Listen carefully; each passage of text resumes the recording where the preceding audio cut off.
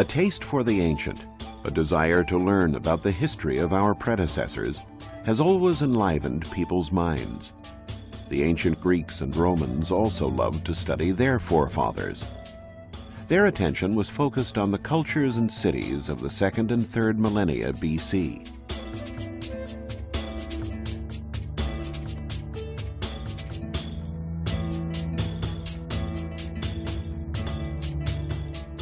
Among the ancient civilizations of interest to Greek and Roman historians were the Egyptians along the Nile, the Assyrians and Babylonians on the Tigris and Euphrates, and the pre-Hellenic societies of Greece, the Minoans on the island of Crete, and the Mycenaeans in the Peloponnesus, who inherited their power.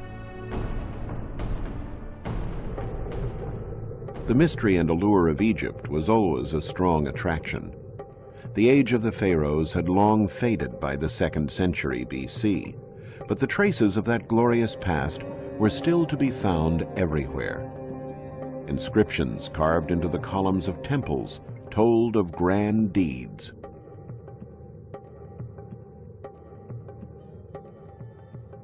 Historians were fascinated with the story of the great Egyptian pharaoh Thutmose III, inscribed into the columns of the temple at Karnak. Thutmose had organized a great military campaign to conquer the Near East in the 15th century BC.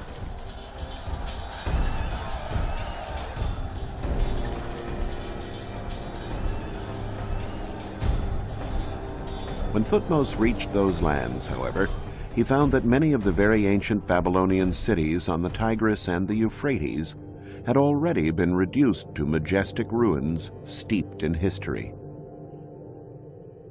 Of those ghost cities, one in particular has had an irresistible allure for historians: Ebla. Ebla was a legendary Assyrian city north of the Euphrates, and the capital of an important ancient kingdom. But the ensuing centuries buried the ruins in sand, erasing all traces of the settlement from human memory. Apart from the inscription at Karnak, all that had remained of Ebla was a citation in the Bible.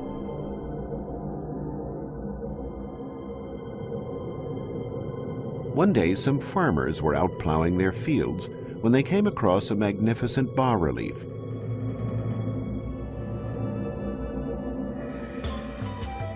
The news attracted an Italian archaeological team who unearthed pottery, elaborate utensils, and the torso of a statue bearing a votive inscription that clearly specified the name of the city.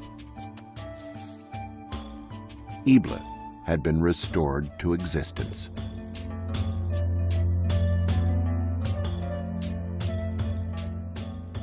But the most sensational discovery came in 1975, when the Italian team unearthed 17,000 tablets bearing cuneiform text dating back to 2300 BC. Once translated, they were discovered to be commercial treaties and administrative and legal documents. Paradoxically, that immense treasure was preserved through the millennia thanks to a violent act of destruction. Around 2300 BC, the city was attacked and razed to the ground by King Sargon of Akkad.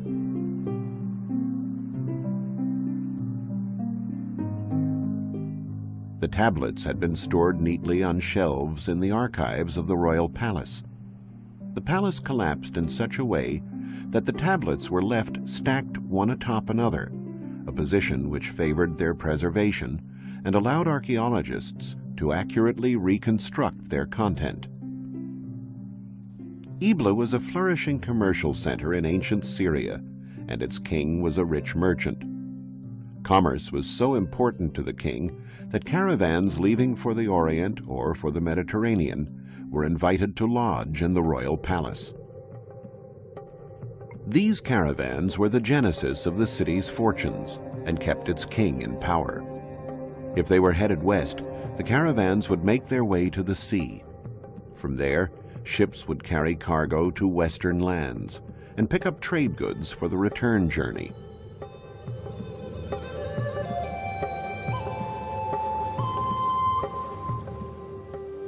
Some of the goods that traded hands included fine pottery and art, but also much-needed metals for weapons and armor. Sailing the Mediterranean at that time, however, was a great risk. Whoever had the biggest ship controlled the seas. And for a long time, it was a population known for acts of piracy who dominated the Mediterranean, the Mycenaeans. Between Mycenaean Greece and the Orient, there was a city that preyed on ships traveling along the Hellespont toward the Black Sea, the legendary Troy. The Mycenaeans fought a war against this city that has captured the imagination of historians and generations of students.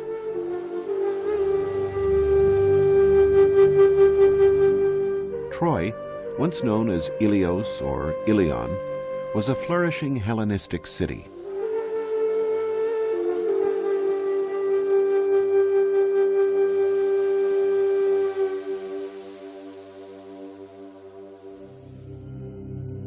It was also one of the greatest mysteries challenging archaeologists. Many dedicated long years of their lives searching for it, lured by the fabulous treasures it promised. But it was not easy to rouse the beautiful Helen, the brave Hector, or King Priam from their slumber. Troy, the city whose siege was described so eloquently in perhaps the world's most famous book, Homer's Iliad, could have been anywhere. In 1868, a dilettante German archaeologist, Heinrich Schliemann, decided to invest the money he had earned in the import-export business to pursue his lifelong dream, to discover the places where the heroes of his youth, the heroes of the Iliad, had fought. The Iliad was certainly not a scientific treatise. Before being committed to writing around the 5th century BC, it had been handed down through generations by way of oral tradition and referred to events that had happened hundreds of years earlier. Yet Schliemann decided to put his faith in the text. Many archaeologists were hunting for Troy, and they looked for it on this hill, known as Bunarbashi, in an area between the Turkish cities of Çanakkale and Izin. Schliemann, however, was not convinced by that location. He combed the Iliad in search of clues. Homer mentioned two rivers, the Scamander and the Simoentia. The battles among the Homeric heroes took place around a fortified citadel built on a natural rise. They may have been figments of the author's imagination, but Schliemann chose to believe them. This hill, Hisarlik, was quite similar to the Homeric description. It was here where Schliemann began digging, and in the end, it was here where he found Troy.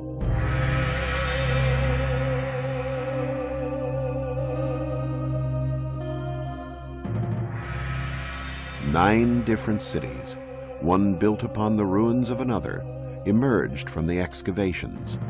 From the second layer, Schliemann discovered amazing treasures, cups and vases, weapons, golden jewelry and buttons. He thought he had found the treasure of Priam. We now know that these jewels did not belong to the Trojan king of the Iliad. Modern archaeology, a science based on rigorous analytical methods far removed from the intuition that guided Schliemann, has dated the objects to several centuries before the Battle of Troy, attributing them to a royal family from the 3rd millennium BC. But for the German archaeologist, the findings were none other than the treasure of Priam. His belief was supported by the evidence of fire in the layer where he found it. And Homer had said that Troy was burned to the ground by the Mycenaeans, who entered the city after a 10-year siege thanks to the stratagem of the Trojan horse, which now stands in replica on the site. Schliemann thought that the Troy attacked by the Mycenaeans was the same fortified city he had excavated, laid out in this plan dating back to the 3rd millennium BC. A city surrounded by walls barely 400 feet in diameter would hardly have stood up to 10 years of siege, nor been able to house Priam's court. According to recent studies by teams at the universities of Tübingen and Cincinnati, in the 2nd millennium BC, the era of the Mycenaeans' conflict, Troy was encircled by these much more extensive defensive walls, and probably grew even more toward the end of the 1st millennium BC. Relying on descriptions in the Iliad and taking into account recent archaeological discoveries that have uncovered new portions of the ancient city, we can now relive the legendary Mycenaean siege of Homer's Troy.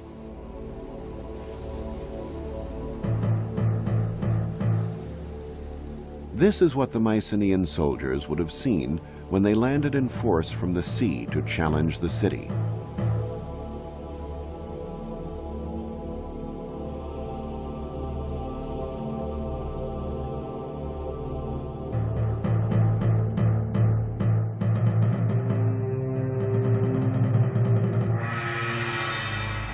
The sight of menacing warships headed for Troy was probably not unusual for King Priam and his people. The 9 layers that were found at this archaeological site correspond to 9 different cities, bearing testimony to the cycles of destruction and rebuilding.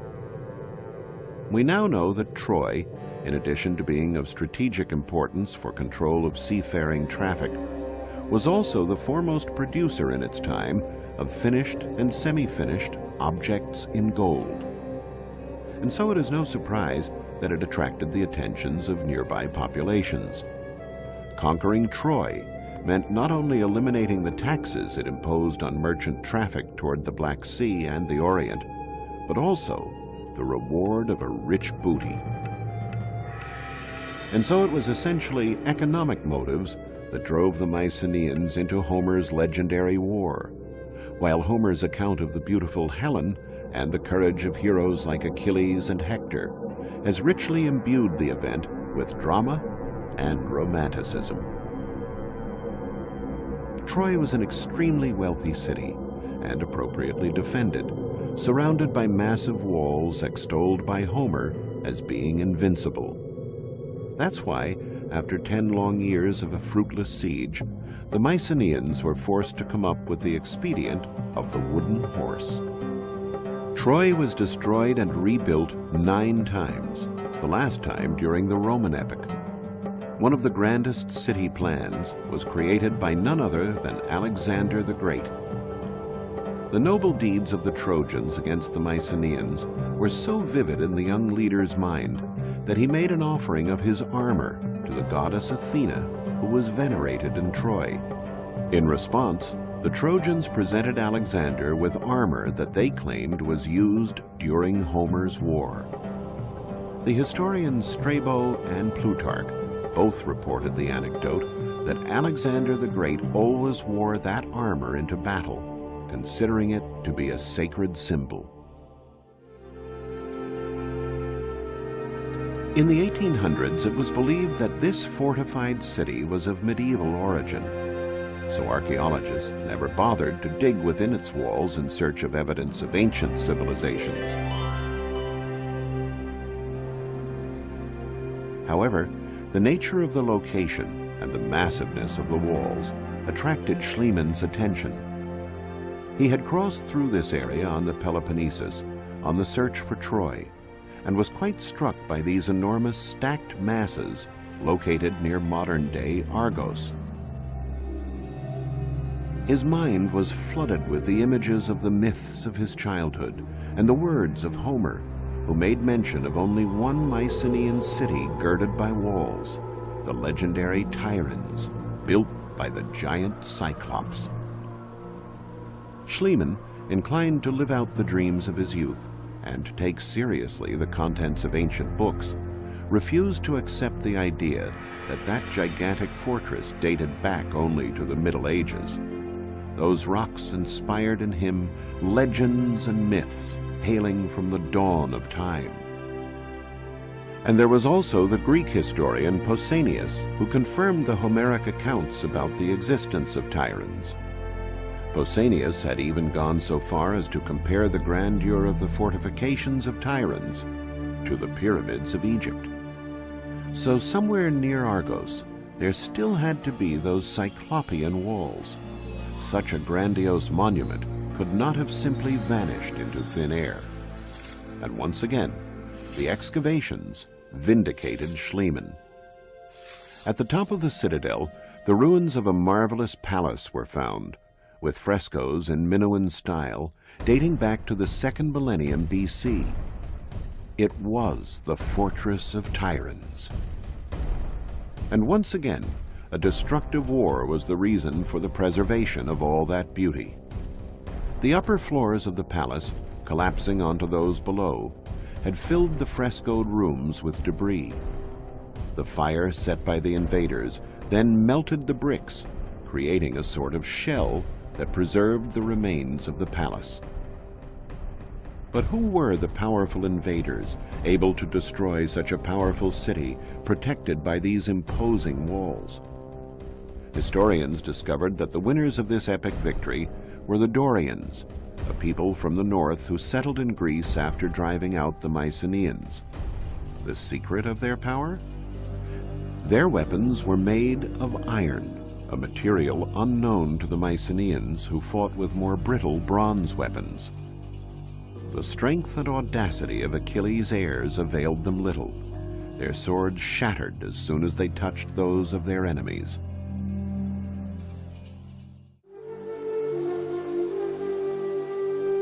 One Mycenaean city stood out above all others, the city that gave its name to the great conquerors of Troy. It was called Mycenae, a city recorded by Homer as having an abundance of gold. Its monumental gate, overlooked by 2 lions, still inspires awe. This was the realm of the great king, the leader of the legendary expedition that destroyed Troy, Agamemnon. The intrigue surrounding a legendary locale has always been a strong stimulus to archaeologists. Where was the tomb of Agamemnon? Had he ever really existed? Had Mycenae's golden riches, recorded by Homer, been spared the ravages of time? Pausanias, in his writings, said that Agamemnon's tomb lay within the walls of Mycenae. But the city was surrounded by 2 sets of walls, an external one that protected the dwellings, and an internal one to protect the royal citadel.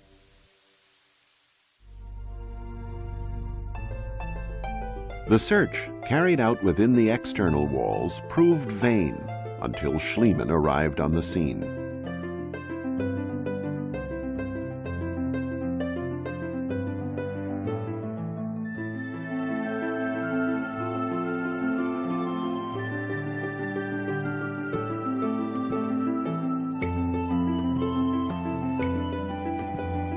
The archaeologist sunk his shovel near the Lion Gate, inside the royal citadel. And he dug until the ground had yielded, from a number of tombs, the glittering metal immortalized by Homer, 33 pounds of gold. Among the treasures was a series of marvelous golden funerary masks. This was a privilege certainly reserved for kings. And in the features of the most beautiful mask of all, Schliemann claimed to recognize Agamemnon, the great king and military leader. Archaeologists have since discovered that those treasures date back to a period prior to Agamemnon. The excitement of that find was so great, however, that no one has since dared to rename this one-of-a-kind piece. The finely chiseled golden mask is still known to all as the Mask of Agamemnon.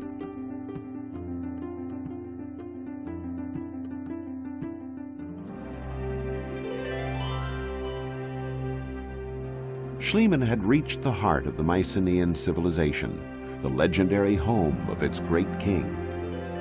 And of course, a great king needs a great palace. Entering these rooms, recreated here according to Homer's description, we can see what a profound influence the Mycenaean culture had on the Greeks. the Mycenaean civilization handed down its own image to posterity, partially through architecture.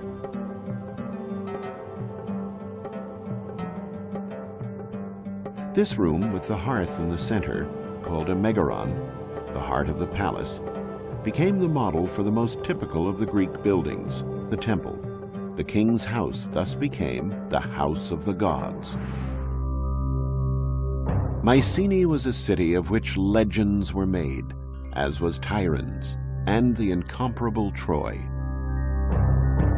The legends and the mythic heroes that accompanied them would have remained only that, pure fiction, if not for modern-day heroes like Heinrich Schliemann, men who follow their passions, pursuing a knowledge of humanity that enriches us all. We lay bare the paths of civilizations of heroes that came before, for a better understanding of the possible hero who sleeps within us all.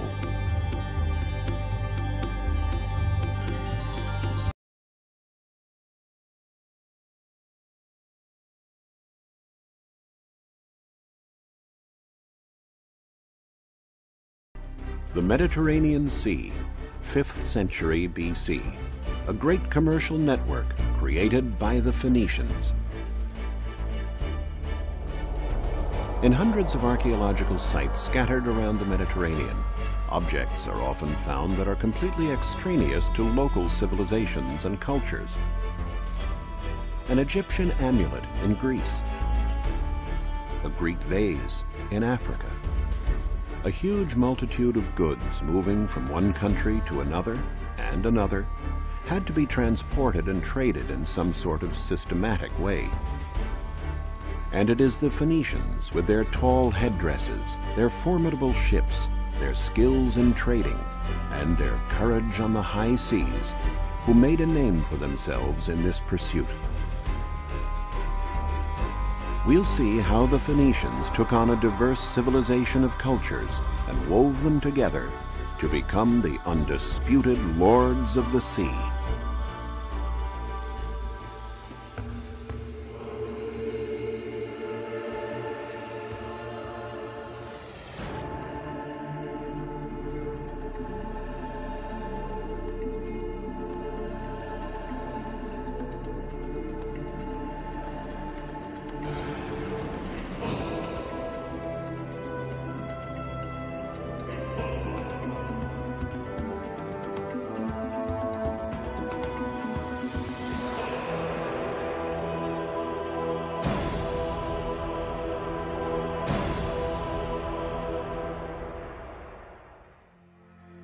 The Phoenicians originally came from what is modern-day Lebanon.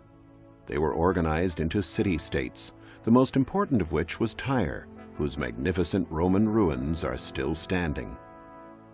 The easiest way for Phoenicians to increase their prosperity was by contact with other peoples, and the quickest route to new lands and cultures was the Mediterranean. They soon became outstanding sailors and astute traders, indeed the very best. They learned to recognize products that people wanted to acquire and those they wanted to trade. And they started sailing and trading as far back as the 2nd millennium BC. To support their trade, they set up ports and founded colonies, built warehouses, and created a network of routes that touched on neighboring countries such as Egypt, Greece, the Magna Graecia, and Carthage in North Africa.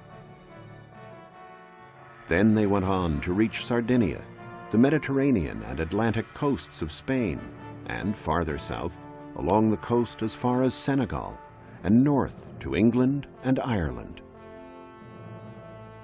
A network of this size with hundreds of colonies and thousands of ships had to be well coordinated. For years, scholars speculated as to how the Phoenicians were able to communicate with each other in those remote times, to organize warehouses and trade in such a variety of goods. It was the discovery of this sarcophagus of the Phoenician king Ahiram, which dates back to the 13th century BC, that enabled archaeologists to understand the reasons for such great organizational skills. Engraved on the sarcophagus is the most ancient example of writing in alphabet form. It is composed of letters and not hieroglyphics. The Phoenicians were the first to invent an alphabet, a factor that proved indispensable in establishing their great trading network. We can get an idea of how extraordinary this innovation was from this comparison. On the right, we see two Egyptian hieroglyphics, and on the left, two letters from the Phoenician alphabet, an M and an H. By assembling these letters, the reader now didn't have to interpret a concept represented by a hieroglyphic or picture. He had a specific code that always remained the same and had the same meaning for whomever was reading it. The commanders of the Phoenician fleets had to have many skills.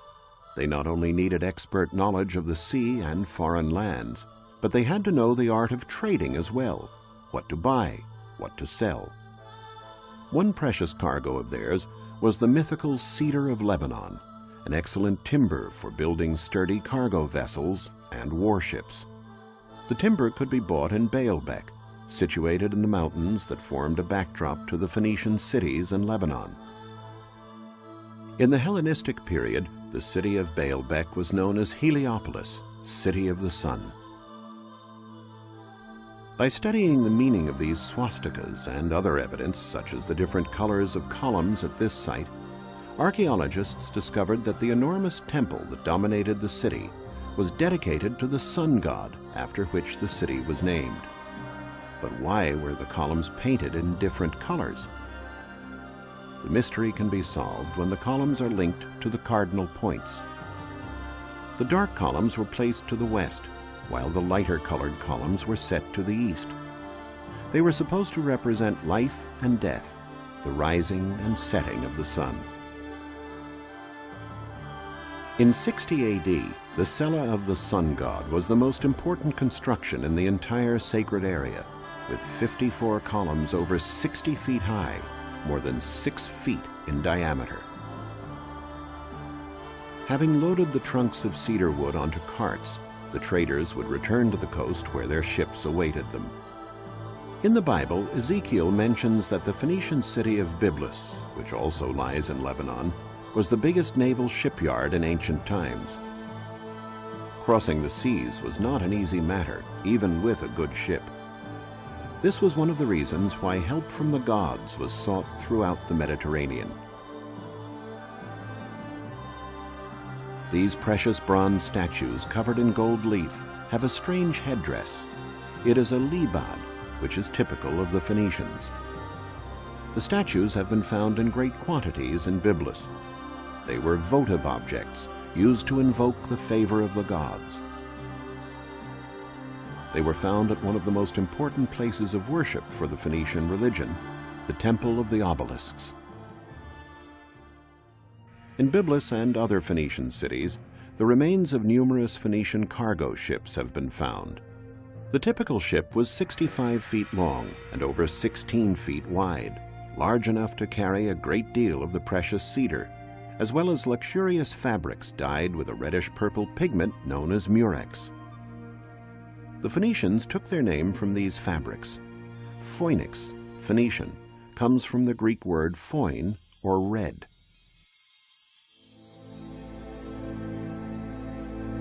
This precious cargo could have been exchanged in any port.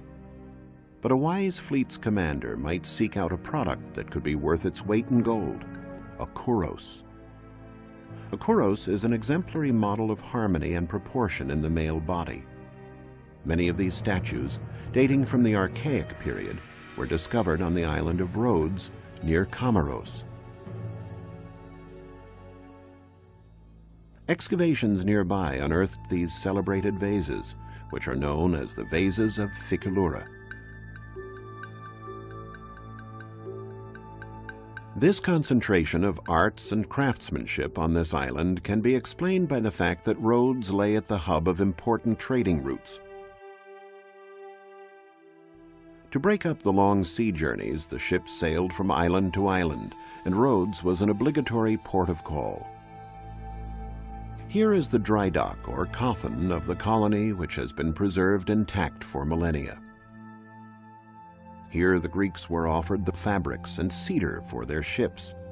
In return, the Phoenicians were given exquisitely decorated pottery and objects from all over Greece, including beautiful Greek statues like this one, as well as bronzes produced in the Magna Graecia, which may have been ordered by a rich Phoenician resident in a distant colony. Statues like this ephebe in bronze, or the famous Youth of Mothia, were found during excavations in the ancient Phoenician colony of Mothia in Sicily.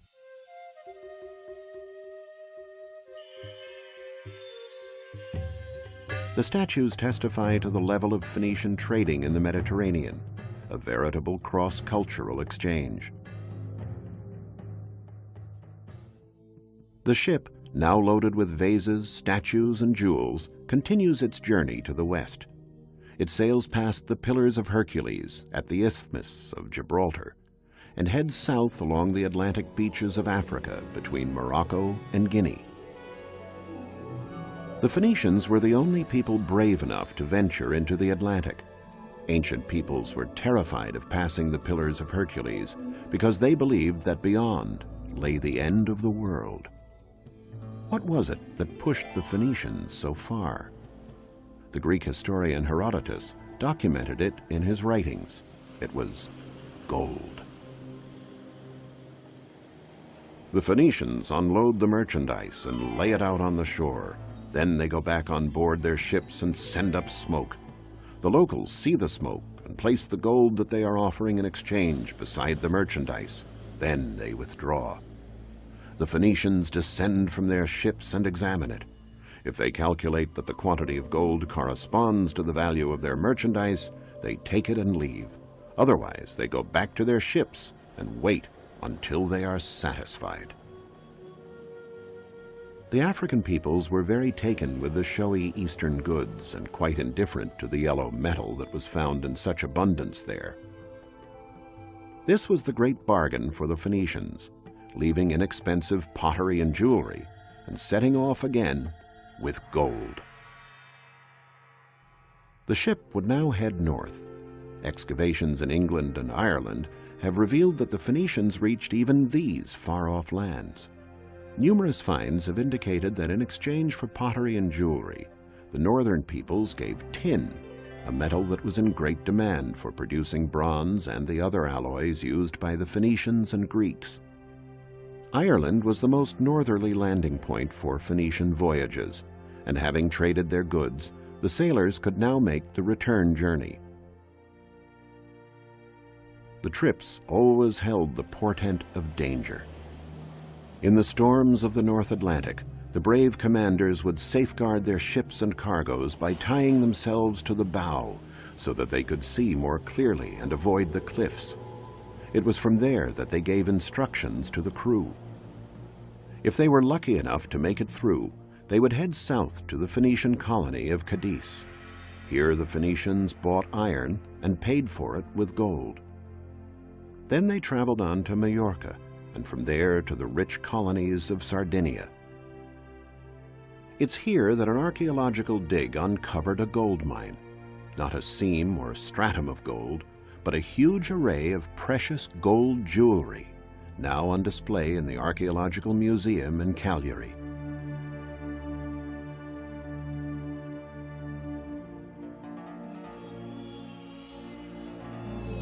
Since Sardinia has never had gold deposits, the precious metal must have come from Africa on Phoenician ships. In the Sardinian colonies, the Phoenicians themselves worked the gold into the most exclusive forms, modeling it in small molds.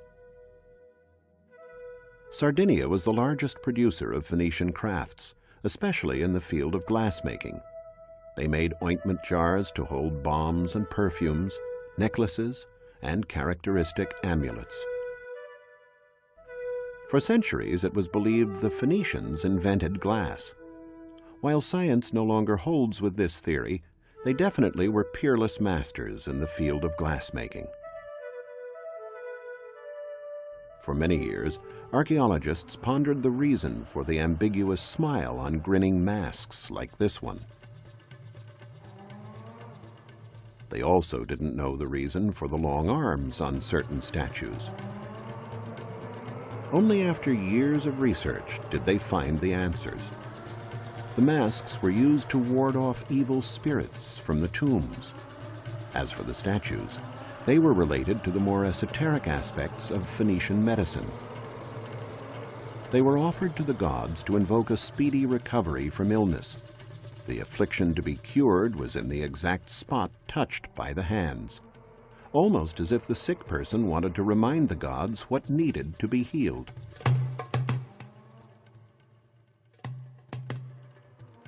Walls and the sea. A combination like this generally implies that we are dealing with a Phoenician emporium or trading center. The archaeological site of Tharos in Sardinia may not have any large architectural structures still standing, but it is one of the most eloquent when it comes to ancient urban design. Here, Phoenicians would have traded the iron, lead, and part of the tin and gold they had for precious jewels. Tharos was one of the largest producers of jewelry of the period. Among the many Phoenician remains here is a completely extraneous round construction called a nuraghe that was typical of the Pelites, the ancient inhabitants of Sardinia who were conquered by the Phoenicians.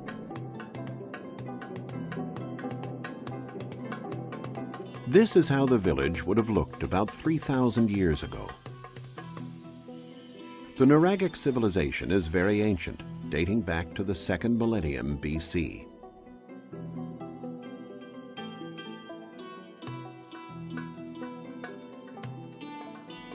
Their settlements were very compact, with narrow winding streets which made it easier to defend the village from enemy incursions. The houses of the ancient Sardinian people were a combination of fortified towers, granaries, workshops, and dwelling places.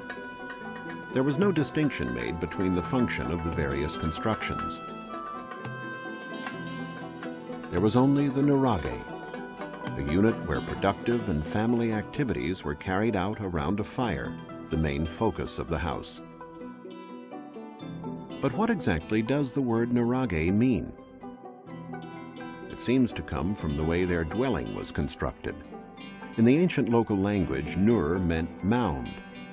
As we can see, the walls of the constructions are thicker than the dwelling area. They were built with heavy stones heaped on top of each other without the use of mortar.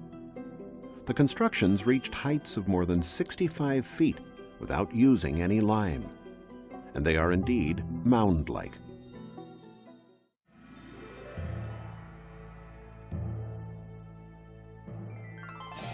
Phoenician ports, like this one in Nora, all had something in common. They were situated near promontories. In this way, ships could be moored on both sides of the promontories, creating a larger dock area. The only thing the Phoenicians looked for was to be able to land quickly, get their business done, and then set sail again. These are the foundations of the Phoenician quarter in Nora. Although it's worlds away from the Romans' concept of living, with the Romans preferring large, orderly quarters equipped with many services and amenities, the Phoenicians did share the Romans' love of thermal baths. The baths here in Nora are decorated with rich mosaics. The theater here is also quite spectacular. Dating from the 2nd century AD, it is one of the most fascinating monuments in all of Sardinia.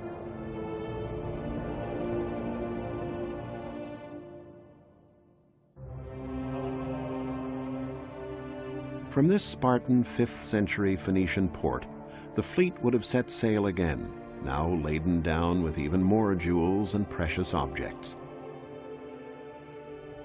One of the greatest archaeological mysteries regarded the port of Carthage, Queen of the Mediterranean, the most powerful of all Phoenician colonies.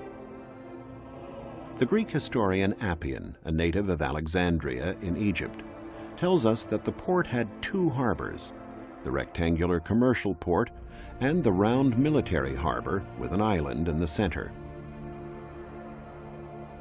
However, In modern times, no place seemed to correspond to that description until in the 19th century, the writer René Chateaubriand noticed these two lagoons near the bay of Le Cram were very similar in shape to the ports mentioned. He realized that this was Carthage. This discovery led to a heated debate, which was only concluded with excavations carried out in 1974. A British team, excavating on the circular island, found evidence that confirmed Chateaubriand's theory. The bustling port of Carthage was the largest and most modern port in pre-Roman times. Warships would pass from the commercial port through a narrow passage to the military harbor. Merchant ships were forbidden to pass beyond this limit.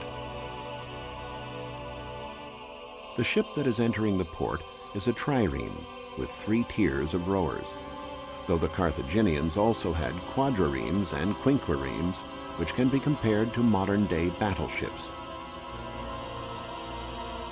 All the ships returning from war missions, by which Carthage dominated the Mediterranean and protected Phoenician trading routes, were moored in this port.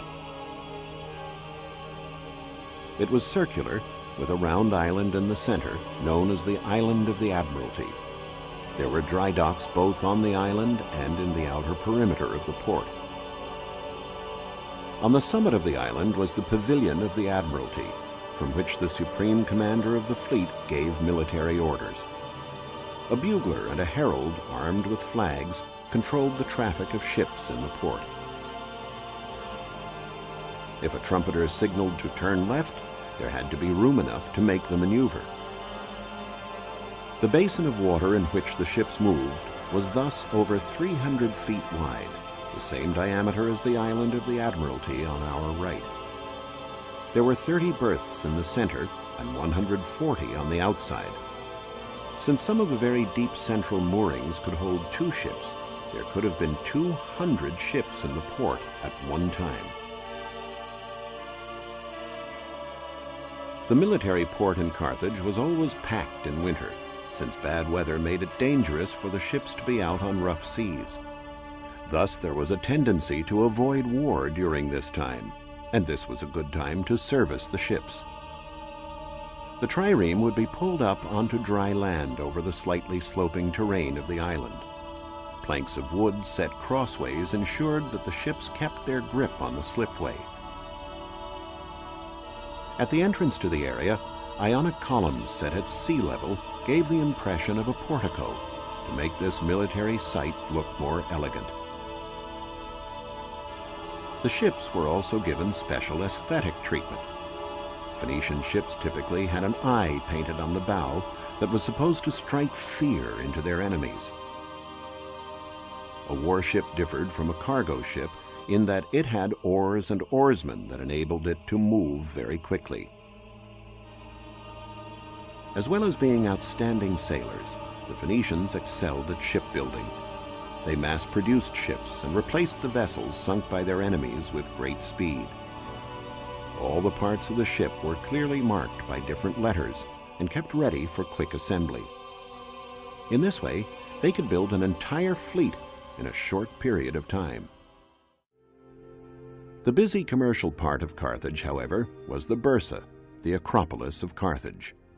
This is where the major transactions, the trades and selling of jewelry and glasswork brought from Sardinia, would take place. These goods were in great demand in Carthage. On their way home, the ships might also sail up the Nile to the grand and mysterious kingdoms of the pharaohs. Despite the fact that Egyptians followed the cult of the hereafter, the royalty adored earthly treasures.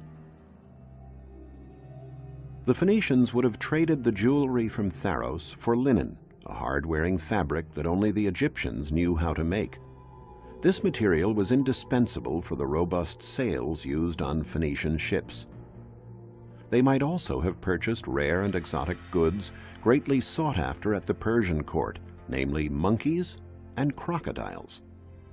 Finally, completing the loop and reaching the town of Tyre, they could sell the exotic animals to the Persians and the linen to their fellow countrymen. They'd be left with gold, silver, and a lot more money than they would have paid for the cedar back in Baalbek.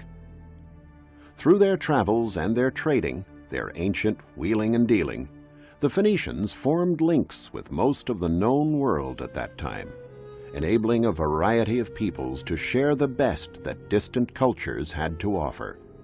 The Phoenicians, undisputedly, the master merchants of the Mediterranean.